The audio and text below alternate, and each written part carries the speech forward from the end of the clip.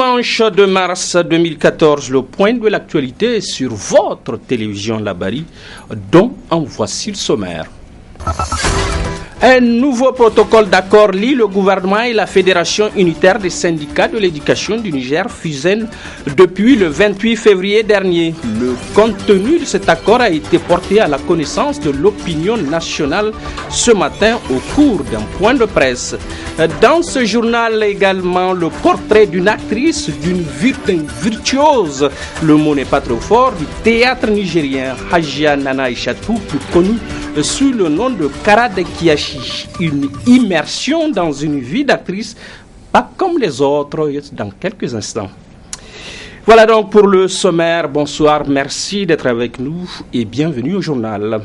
Après son assemblée générale d'il y a quelques jours, la Fédération unitaire des syndicats de l'éducation du Niger, FUSEN, n'a pas eu besoin de déposer un préavis de grève. En effet, elle est parvenue à un protocole d'accord avec le gouvernement le 28 février dernier. Et ce matin, la Fédération a porté à la connaissance de l'opinion nationale le contenu de cet accord, nous rapporte Assoumana China et Sadoudoumi. Unitaire des syndicats de l'éducation vise à vulgariser le protocole d'accord signé entre le gouvernement et la dite organisation le 28 février dernier. Protocole d'accord qui prend en compte 4 points sur les 12 de la plateforme revendicative de la FUSEN. Le gouvernement s'engage à adopter le statut particulier des personnels du cadre de l'éducation au plus tard le 30 avril 2014. À cet effet, il sera mis en place un comité au plus tard le 15 mars 2014, chargé de la relecture de l'avant-projet du statut particulier des personnels de l'éducation. Là, le gouvernement s'engage à prendre toutes les dispositions nécessaires afin que les pécules des enseignants contractuels soient payés à temps à compter du mois de mars 2014. Le gouvernement s'engage à payer 2 listes d'incidences financières par mois à partir de mars 2014. Il s'engage aussi à payer tous les rappels de salaire des dossiers dont les dossiers ont été traités au plus tard fin avril 2014. Toutefois, des paiements pourraient intervenir avant ce délai. Le gouvernement s'engage à poursuivre et à finaliser les paiements des rappels des salaires de nouvellement engagés, tous les nouvellements engagés dont les dossiers sont complets. Les dossiers incomplets doivent être complétés par les ministères concernés en vue du règlement définitif de cette... La Fédération unitaire des syndicats de l'éducation accorde beaucoup d'intérêt quant au règlement de la question relative aux critères de recrutement des enseignants contractuels à la fonction publique. Nous avons constaté que les critères qui sont aujourd'hui en train d'être mis en œuvre, ils ne sont pas efficaces. Ils ne sont pas efficaces en ce sens que vous avez des enseignants qui ont enseigné pendant plus de 10 ans en tant qu'enseignants contractuels. De l'autre côté, vous avez des enseignants qui ont moins de 4 ans et qui sont recrutés. Ce n'est pas normal. Ce n'est pas normal. Il faut que ceux qui méritent d'être recrutés, qu'ils soient recrutés. C'est de cela qu'il s'agit. C'est pourquoi on a constaté que même le principe de recrutement par promotion a été abandonné. Et nous avons fait des propositions pour que, effectivement, qu'il y ait des commissions de présélection au niveau de chaque région. Parce que la fonction publique targuée de dire que, effectivement, souvent on leur amène des papiers et n'ont pas les moyens de vérifier les états de service. Mais par conséquent, si on fait des commissions régionales de sélection, ça veut dire qu'au moins les gens se connaissent et on va minimiser en tout cas la tricherie autour de ces points-là. Et il y a aussi beaucoup d'autres réflexions qui ont été faites. C'est pourquoi on a estimé que, compte tenu de l'importance de ce point, il faut mettre un comité qui va réfléchir sur ce point, y compris aussi sur les enseignants contractuels du secondaire titulaires du bac. Vous avez des enseignants contractuels qui, avec le bac, parce que l'État à l'époque avait une pénurie d'enseignants, il avait ouvert et les enseignants titulaires du bac sont partis. Il y en a qui sont même déjà en année de DUS ou de DUEL. Les deux parties ont convenu de la mise en place d'un comité ad hoc de suivi de l'application de ce protocole d'accord. Cependant, la FUSEN entend poursuivre le combat relativement aux autres points de sa plateforme revendicative. Nous voilà édifiés à Soumana China, un point de presse qui en chasse un autre dans le fil de l'actualité du jour, celui co-animé par Issoufou Tamboura et Ahmed Haïdara du MNSD Nassara hier après-midi à Niamey. 2 points au programme, dont la caporalisation des médias publics par le régime en place. Écoutons Ahmed Aïdara. L'article 158 de la Constitution, même si les gens trouvent qu'il n'y a des droits que les droits qu'il concède aux autres, nous estimons que nous sommes tous là parce qu'il y a des textes qu'il faut respecter, il y a une constitution, il y a des lois, des règlements. Cet article 158 dont je parle est très clair. Il dit, et je rappelle, que la communication audiovisuelle, écrite, électronique, ainsi que l'impression et la diffusion sont libres sous réserve du respect de l'ordre public, de la liberté et de la dignité des citoyens. Les médias d'État sont des services publics dont l'accès est garanti de manière équitable et effective à tous, dans les conditions définies par la loi. Je saute un peu tout ce qui vient avant pour parler des médias privés. Les médias privés sont des médias d'utilité publique. À ce titre, ils sont soumis aux mêmes obligations que les médias d'État tels que prévus à la ligne 3 du présent article. Aujourd'hui, nous en sommes arrivés à un point où c'est vraiment regrettable de voir l'état de déliquescence de notre presse audiovisuelle. Et quand nous demandons, quand on ouvre les antennes à des personnalités qui viennent s'en prendre à nos présidents, qui viennent s'en prendre à nos structures, et que nous demandons les droits de réponse, ils refusent allègrement. Ce n'est pas ça que la Constitution dit. Sur ça, j'interpelle ceux qui sont en train de le faire. Que les Nigériens d'aujourd'hui, là, ce n'est pas les Nigériens du XVIIe siècle. Ils ne peuvent pas torpiller l'information. Même nos petits-enfants, dans nos foyers, ils sont informés parce qu'ils ont accès à Internet. Il y a des canaux par lesquels les Nigériens peuvent être informés. Donc, nous les appelons à plus de loyauté. Nous les appelons pour qu'ils respectent les textes de la République. Et ce matin, c'est muni de pelles, de balais, de râteaux et de brouettes que le club des jeunes de la radio communautaire de Goudel a organisé une opération de salubrité sur plusieurs endroits du quartier. L'initiative a été vivement saluée, acclamée par les habitants, y compris les passants. Mieux encore, le club n'est pas à sa première opération de salubrité, nous apprennent tout conquis Michel Dedi et Halidou Bourema. C'est une initiative qui s'inscrit dans le cadre des activités citoyennes de ce club des jeunes de Goudel créé il y a près de 2 ans.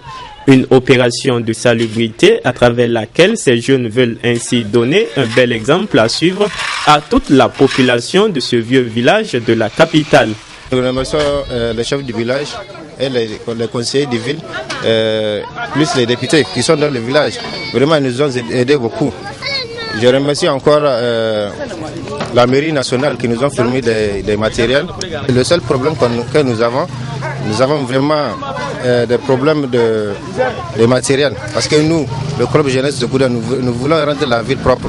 Donc on n'a pas de matériel. Donc nous voulons des matériels pour faire le travail. J'ai prié encore au club et groupement qui sont dans la capitale de faire comme nous, de faire sensibiliser les gens pour travailler. Parce que le club et FADA, c'est le travail. Ce n'est pas de rester croiser les bras. Donc notre problème, vraiment nous prions la population de savoir là où ils vont jeter leurs poubelles. Nous demandons encore la mairie de nous amener au moins les dépôts, là où on va mettre les poubelles. Parce que d'ici jusqu'en bas, là, on n'a pas de kiosques pour mettre les poubelles. Selon les responsables de ce club des jeunes de Goudel, ces opérations de salubrité vont être élargies dans l'avenir aux cimetières et aux mosquées de la ville de Niamey. Des initiatives qui méritent bien d'être soutenues et encouragées.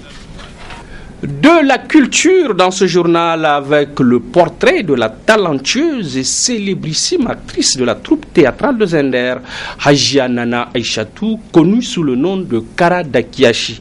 Une icône, un génie de scène, je ne vous apprends rien. En tout cas, à nous tous, elle a réussi à arracher un sourire ou donner du fou rire, parfois jusqu'aux larmes. Nos reporters Hassan Saleh Mustafa et Halidou Bourema l'ont rencontré pour nous et n'en tarissent toujours pas d'éloge. Suivons.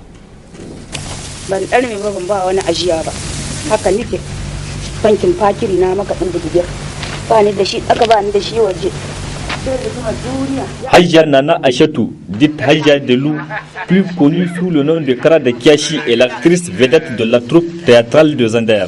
Hajia Delou était actrice dans plusieurs théâtres produits par cette troupe, dont Garwa Baki Asiri, Sarki Hana Sapkabao et Kara Dakiachi.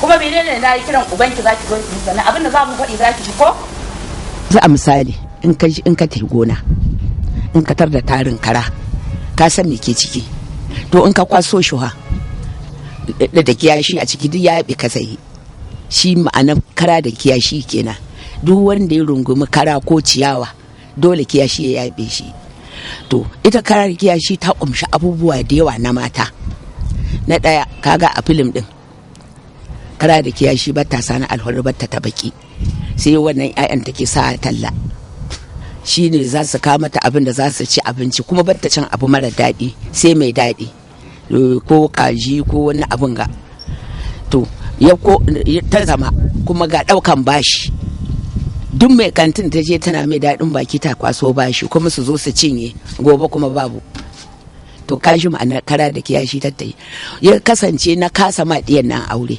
duk neman kuɗin da suke in sun dama in kun huta talla in kun ga samari ku rika tamaka kuna sakin hannu kuna kashe kunne baya duk na koya musu da tahiyar da za ku yi ku canza baya wannan ta ba gujin ba a'a ku rika canza tahiya kuna rangaji kuna sakin hannuwa kuna sauraron abin da samarin za su ce kuma saura ki tahi in samari sun yi kiran da ki abu da baki ki magana ke isassa Kara Dakiachi est l'un des théâtres qui a fait plus de co car il a reflété la réalité de notre société, précisément dans la vie des couples où certaines femmes cherchent à s'imposer face à leur mari.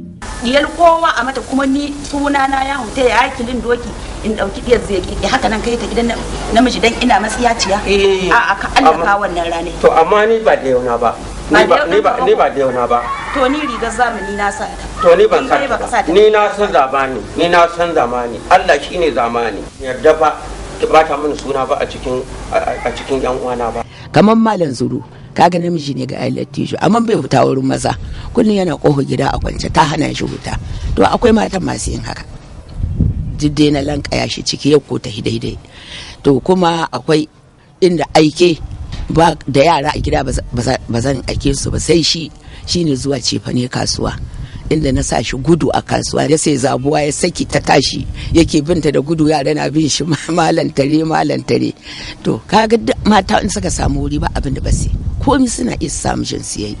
Actrice principale d'Ankara Dakiachi dont le thème cadre parfaitement avec nos réalités. Kofar gidan zaka? Kai ba ka da wurin zuwa duk cikin mazan da ke. Ko ina zan zamna. Dan ka je ka zamna. Ce théâtre a contraint Hajia Delou à quitter Zender pour la Mecque pour une durée de 6 mois et pour cause.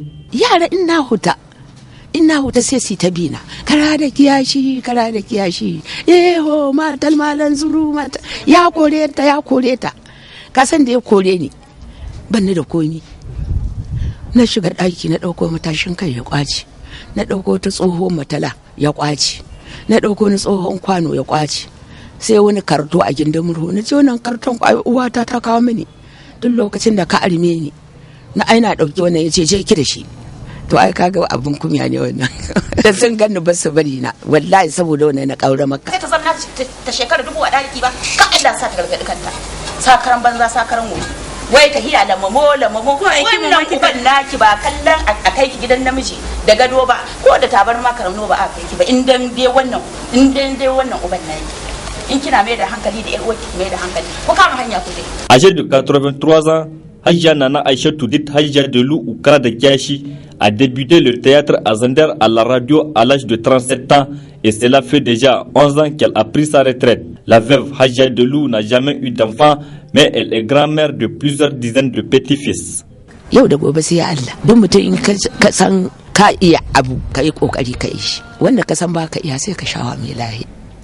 Quel talent! Venons-en au sport. La CAN cadet de handball prévue du 14 au 30 mars prochain à Nairobi au Kenya et le Niger y participera. L'annonce a été faite au cours d'une conférence de presse de la Fédération nigérienne de handball sous les yeux intéressés de nos reporters Ibrahim Tikire et Sadou Toumi.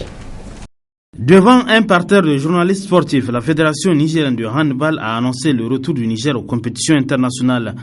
Un premier test qui débutera par les cadets qui participeront à la CAN des cadets prévue au Kenya du 14 au 30 mars 2014. En décidant d'engager nos jeunes handballeurs, la FENIHAND vise plusieurs objectifs. Si c'est prématuré que l'équipe nationale participe à la CAN, je ne dirais pas ça parce que nous n'avons pas décidé de nous-mêmes de faire participer cette équipe. C'est après la compétition de Ouagadougou que la CAB a demandé si nous avons les moyens de faire participer nos cadets à la CAN. Parce que ce serait l'endroit indiqué pour qu'ils s'épanouissent, qu'ils apprennent et que nous puissions être dans le concert des nations. Et ça, c'est très important parce que nous sommes dans une démarche de pouvoir organiser cette CAN la prochaine fois au Niger. Et il est important que nos joueurs puissent participer. Le Niger n'est pas une petite nation, malgré le fait que nous minimisons un peu nos joueurs en se disant qu'ils ne sont pas capables. Je pense que nous avons du talent. Et c'est le moment d'aller voir ce que le Niger vaut réellement. Malgré les engagements pris par le ministère des Sports pour la prise en charge de plusieurs rubriques, les responsables de la Fédération nigérienne de handball multiplient les offensives à l'endroit des sponsors. L'unique femme présidente d'une fédération sportive ne désarme pas et lance cet appel. Nous devons chercher des partenaires, mais ce que nous avons constaté jusqu'à là, vu la situation du handball avant, les partenaires n'avaient pas trop confiance. Il y en a beaucoup qui ne nous reçoivent pas. Et quand nous envoyons nos demandes de financement, ils font comme si ce n'est pas arrivé chez eux. Et il faut se dire qu'un sport, on ne le finance que quand on sent que c'est vivant et que les personnes viennent pour voir les manifestations. Là, c'est la possibilité pour le partenaire parce que le sponsoring, c'est du gagnant-gagnant.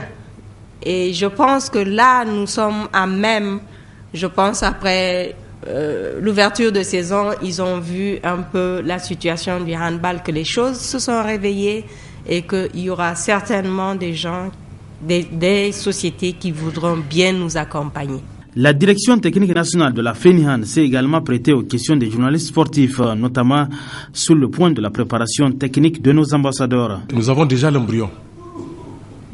L'embryon de cette équipe-là, c'est l'équipe qui a participé au niveau de la zone 2 et 3, qui a fait une bonne figuration, qui a obtenu la deuxième place. Donc c'est cet embryon-là que nous avons renforcé. Effectivement, il y a des joueurs de l'intérieur, comme joueurs de Niamey aussi. Par rapport au problème d'âge, cette compétition de cadets, la CAN des cadets la concerne des joueurs nés à partir de 1996 et après. Donc nous n'avons pas de problème d'âge. Donc tous nos joueurs sont en majorité de 96, 97, 98. Il n'y a pas eu un tournoi qualificatif pour la CAN des cadets. Il suffit tout simplement que l'État s'engage et on participe à cette compétition-là. Ainsi, du 14 au 30 mars 2014, l'équipe nationale cadette du Niger participera pour la première fois à la CAN des cadets à Nairobi. Une participation qui sera certainement une école d'apprentissage pour les jeunes handballeurs nigériens longtemps absents dans ce genre de regroupement. Bon à savoir, le Niger est dans le groupe B en compagnie de la Tunisie et de l'Algérie. Le point de presse du bureau politique national du MNSD Nassara hier après-midi à Niamey, le bureau qui dénonce et s'indigne des agissements du régime en place dont, entre autres, la caporalisation des médias publics. C'est la partie magazine de ce journal. La bonne réception et excellente fin de week-end à notre compagnie. Au revoir. Avons-nous constaté que depuis un certain temps, le respect du régime de la liberté de presse a été mis à rude épreuve par certains responsables de médias, de connivence avec le pouvoir, qui foulent allègrement des pieds les dispositions de l'ordonnance numéro 2010-35 du 4 juin 2010 portant régime de la liberté de presse sous le regard apparemment complice du Conseil supérieur de la communication. C'est ainsi que les antennes des organes d'État ont été mis à la disposition de certains individus pour injurier proprement le président Mamadou Tanja, ancien président de la République, sur l'affaire créée de toutes pièces, dite des 400 milliards, pour salir l'image d'un homme qui a tout donné au Niger. C'est ainsi que le MNSD Nassara, totalement comptable de tous les actes posés par les régimes de la 5e et de la 6e République, a demandé un droit de réponse à l'ORTN, notre média à tous, un droit de réponse légitime qui a été refusé par le tout-puissant DG de l'ORTN sous le regard amusé du CSC. Il y a quelques jours, suite à une intervention de M. Wassalke Boukari, militant exclu du MNSD Nassara, sur les antennes de la radio-télévision Dounia, le parti a sollicité légitimement un droit de réponse par respect de l'équité. Un refus catégorique a encore été opposé au MNSD Nassara sans que le CSC, pourtant ampliataire de toutes les correspondances, ne réagisse.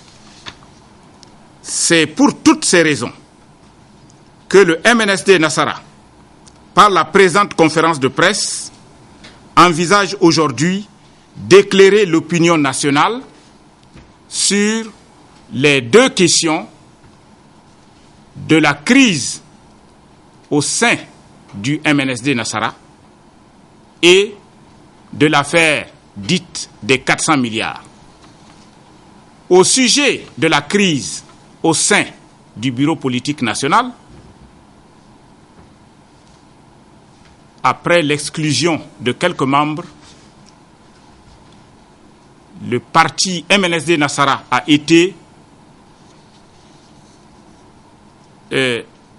traîné en justice par ces derniers et nous croyons qu'il était normal qu'on attende que la justice tranche, que la justice dise le droit, mais nous avons constaté que nos camarades, nos ex-camarades, s'épandent dans les médias, dans tous les médias, donc pour parler de cette affaire pendante devant les tribunaux.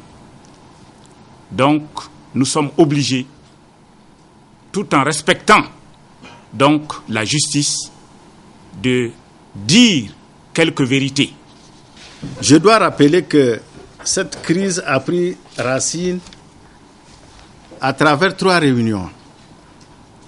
Et une seule, comme par hasard, est souvent rappelée par les dissidents qui sont partis dans le gouvernement dit de large ouverture. Avant la réunion du 25 où ils ont décidé de bloquer leur curseur, il y a eu une réunion le 19 juillet. Lors de cette réunion, les membres du bureau politique du MNSD avaient jugé qu'à l'instant T, c'est-à-dire à la date du 19 juillet 2013, que le MNSD n'était pas prêt pour aller dans un gouvernement d'union, mais qu'on restait ouvert. Par la suite, il y a eu justement la fameuse réunion du 25 juillet 2013 où, à l'unanimité, moins une voix, les membres du bureau politique MNSD se sont dit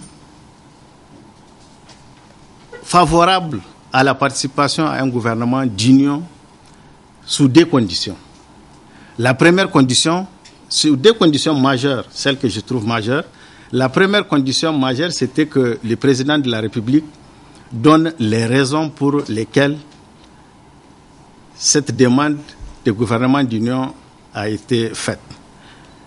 La deuxième condition, c'est d'établir et convenir avec les régimes en place un gouvernement, un programme commun de gouvernement. Vous comprenez dès lors que, telles que formulées, les conclusions de la réunion du 25 juillet appellent de fait une autre réunion qui va valider ou invalider les conditions qui ont été posées précédemment. Et cette réunion a été convoquée le 12 août 2013.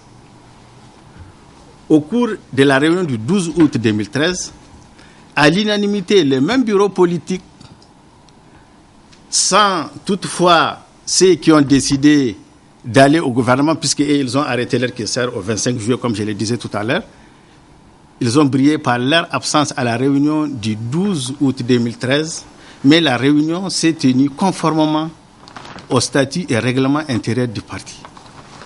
On avait le quorum pour délibérer et la majorité a décidé que les conditions n'étaient pas respectées et qu'il n'y a pas lieu d'aller dans un gouvernement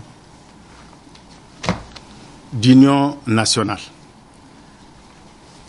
Le lendemain, le 13, il y a eu la formation du gouvernement et sans surprise, nous avons vu que certains de nos camarades ont décidé d'aller dans ce gouvernement et ce faisant, ils font entorse au statut ou au règlement intérieur du parti.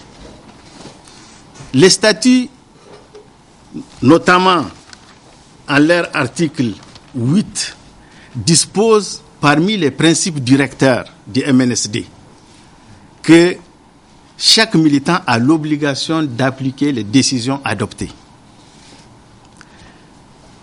Plus loin, concernant le chapitre déontologie, à l'article 103, il est indiqué qu'il y a pour tout membre l'obligation de respecter scrupuleusement les décisions du parti. Vous voyez bien que le respect des décisions du parti fait partie à la fois des principes directeurs et de la déontologie du parti. Il est évident que pour toute structure organisée, les membres ont l'obligation de respecter à la fois la discipline et les règles établies sur lesquelles il y a un consensus minimum. Sans aller même au niveau des statuts, du statut de l'opposition, de la loi portant statut de l'opposition, il est évident que on ne peut pas prétendre appartenir à un parti qui, lui, est à l'opposition pendant que soi-même, on accepte de faire partie d'un gouvernement d'union. Si vous lisez les statuts, la loi portant statut de l'opposition, à l'article 9, il est bien précisé qu'il est reconnu à tout parti politique les droits à l'opposition. Tout parti politique appartenant à l'opposition peut accepter de partager la responsabilité du gouvernement. Dans ces cas, il renonce à sa qualité de parti de l'opposition ait fait une déclaration publique. Une copie de la dite déclaration est transmise sans délai au ministre chargé de l'Intérieur. Alors, nous pouvons leur concéder que s'ils considèrent que ce n'est pas les partis dans son ensemble, qu'ils sont partis intuitifs personnels, dans ces cas, nous les renvoyons également à nos textes fondamentaux. Cela équivaut, s'ils sont partis en tant que personnes physiques, intuitifs personnels, cela équivaut à une démission de fait de leur part. Et il aurait fallu, pour se conformer, qu'ils déposent leur démission en bonne et due forme. Mais moi, j'ai l'habitude de dire, pour imager, qu'on n'a jamais vu sur un terrain de football un joueur qui peut se réclamer de 2 camps à la fois. Où est-ce que ça se passe? Même en matière de sport, il y a un minimum de règles qu'il faut respecter. Et ces règles-là, les partis ont bien voulu les respecter. C'est pourquoi nous avons mis 6 mois. Au cours de ces 6 mois, la commission d'arbitrage et de conciliation a tenté de raisonner les uns et les autres, a tenté de faire la conciliation. Mais, comme vous pouvez le constater comme nous, nos amis qui sont au gouvernement sortent chaque jour faire des déclarations. Ils n'ont aucun problème d'assister au meeting de la MRN et de vilipender leur président, le président de la structure à laquelle ils prétendent appartenir, et là, à qui ils peuvent expliquer franchement qu'ils sont à l'opposition. Personne. Et ce jeu malsain qui est en train de se dérouler, seul le président de la République peut y mettre fin. Vous convenez avec moi, le thème le plus important et le plus grave, c'était la demande du président Issoufou, qui a demandé au président Tanja de l'aider pour que le MNSD l'aide pour